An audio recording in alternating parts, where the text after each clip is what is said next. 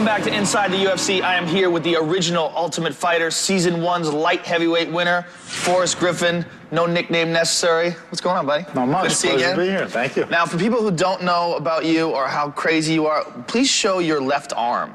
Now, your left arm, this is an arm that's been, you broke it in a fight, right. Continued the fight with your arm broken, and never wound up getting it fixed. Put it out so everybody can see the lump. If you can get a good look at it. You know, I didn't have insurance at the time.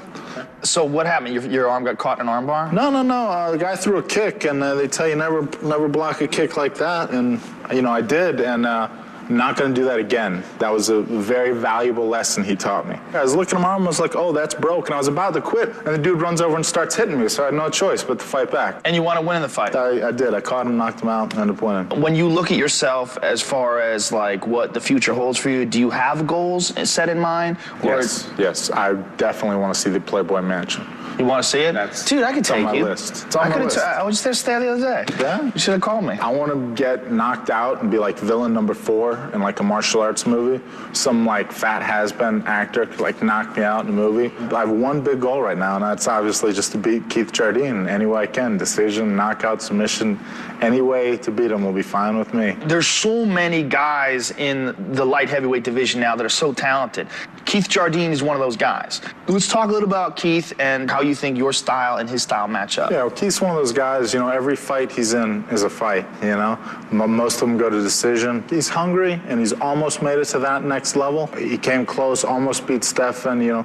A couple times it seemed like he's going to be that kind of superstar, and now he's got another opportunity. So I know he's going to be training hard, because beating me would be pretty big for him, you know, put him in a good spot. You see this fight as being a stand-up fight? I'm going to do everything in my power to make it that way.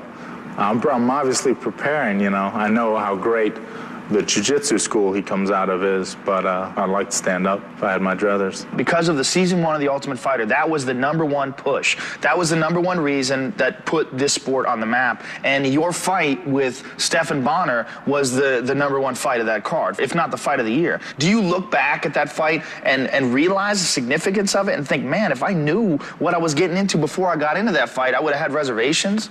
No, it's something you're always looking to do again. You're always looking to replicate that, you know, and it's going to happen again sooner or later. You know, I'm going to run into somebody that's close enough to me. Now, does anybody set out your training schedule for you as far as, like, you know, you're going to do plyometrics on Monday, Wednesday, Friday? Oh, yeah, me. You set it all out yourself? I hired a boxing coach. I hired a strength coach. I hired a jiu-jitsu coach.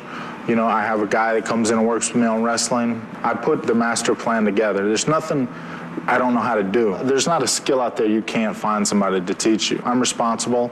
I know what I'm doing. This is my life. I just took charge. Do you do any mental training? Do you do any visualization, or do you have, do you write down like very specific goals for fights? I watch my opponent. I see where he's weak at. I watch myself. I see where I'm strong at. I think through where I want the fight to be.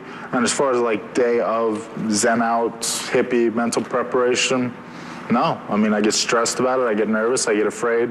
These are natural things, you know. There's eustress and distress. I want to be stressed out. I want to be a little on edge for the fight. That's what's exciting about it, you know. That's why it's fun. Your last fight with Tito Ortiz, it had to be a pretty stressful bout for you. You're facing a guy who's a former UFC light heavyweight champion, a guy who was favored, and you lost a very close decision, which a lot of people thought that you won.